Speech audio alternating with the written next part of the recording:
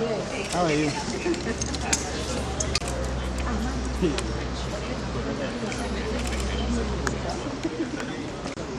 She's trying to do that then.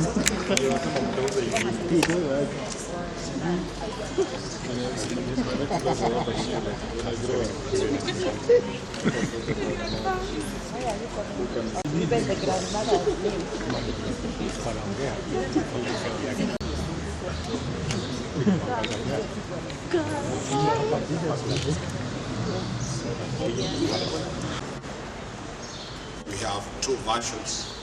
There is an official press statement that will be read by my group, Sweden. Then I'll give highlights to that press conference. Press statement. The non-629 members of the Standard Chartered Bank Pension Dispute, and I will read the statement on their behalf. The representatives of the non-629 pensioners wish to inform the public, regulators, and stakeholders of the continued failure by Standard Chartered Bank Kenya and the trustees of the pension funds to address their legitimate concerns despite clear judicial guidance given by the Retirement Benefits Tribunal, the High Court, the Court of Appeal, and most recently the Supreme Court on the 5th of September 2025. The Supreme Court upheld that the Tribunal, High Court, and Court of Appeal rulings, confirming that the bank had unlawfully applied the wrong actuarial facts at the transition from the defined benefit to the defined contribution scheme on 1st of January 1999.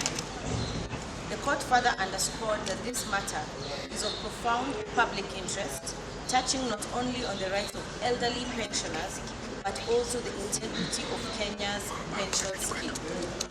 While the bank may attempt to argue that the ruling only applies to the 629 members, we emphasize that the members, both the members and non-members, were subject to unlawful action by the bank.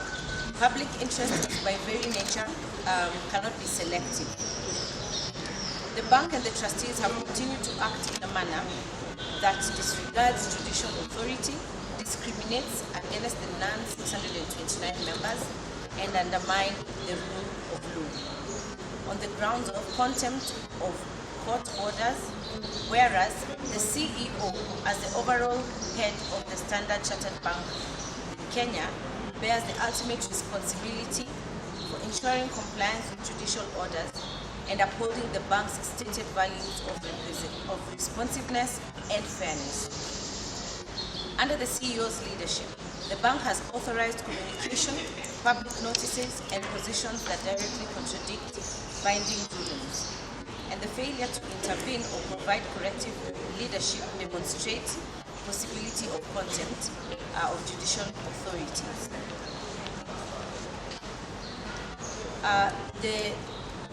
The demand is therefore that the bank and the trustees, acting independently and in good faith, to purge the contempt as has been identified by number one, conducting a valuation where there is an undertaking and disclosure of full valuation of the defined benefit and defined contribution schemes as at 1st January 1999 by an independent actuarial expert appointed in consultation with the non-629 representatives and the RBA. They also demand for transparency, whereby there is issuance of corrected communication to members, regulators, stakeholders, and the public, acknowledging that all members, not only the 629, are entitled to justice, recalculation of balances, and member engagement.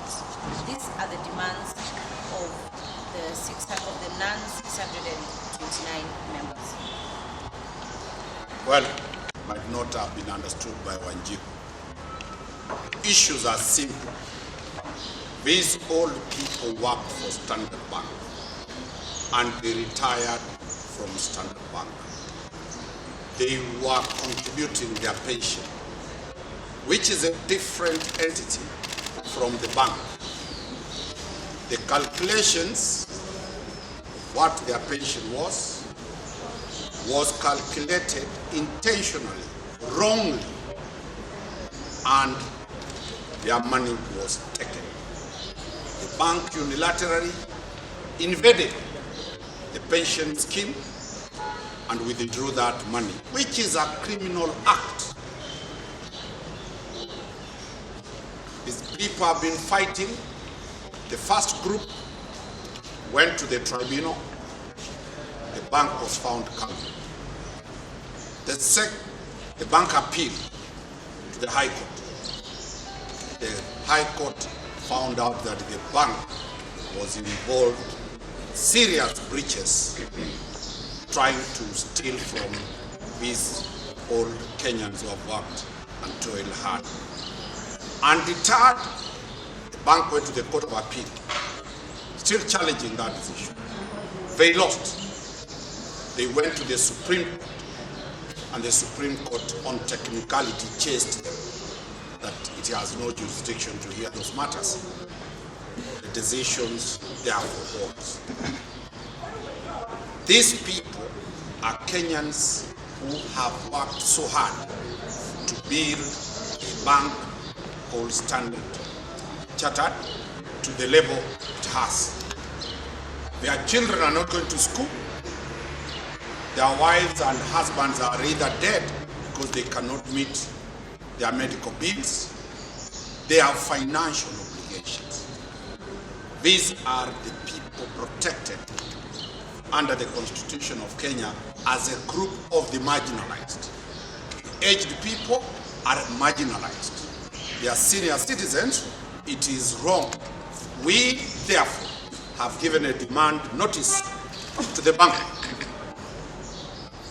Today, I've shared you the demand that we have given to the bank to compensate this group without any form of discrimination, because the bank is saying only those ones who went to court will benefit from what the courts have said.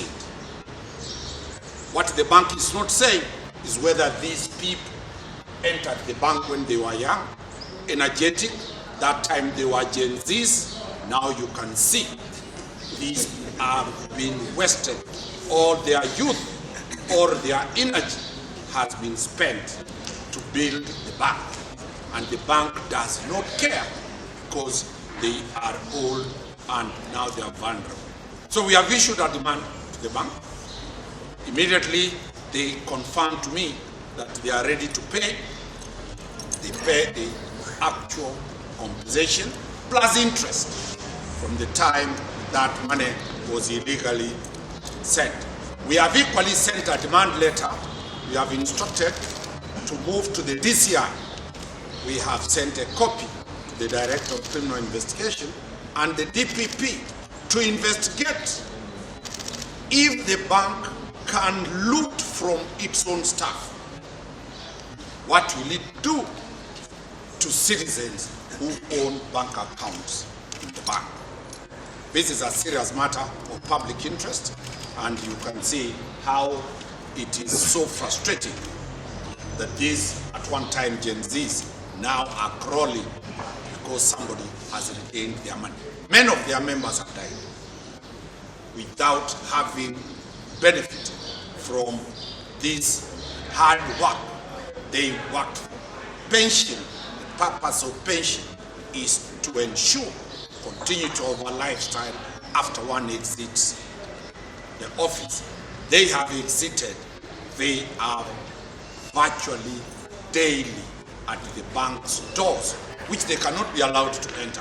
That is the reason as to why they have come to Milimani, where the courts are the custodian of the Constitution and the protector of their rights.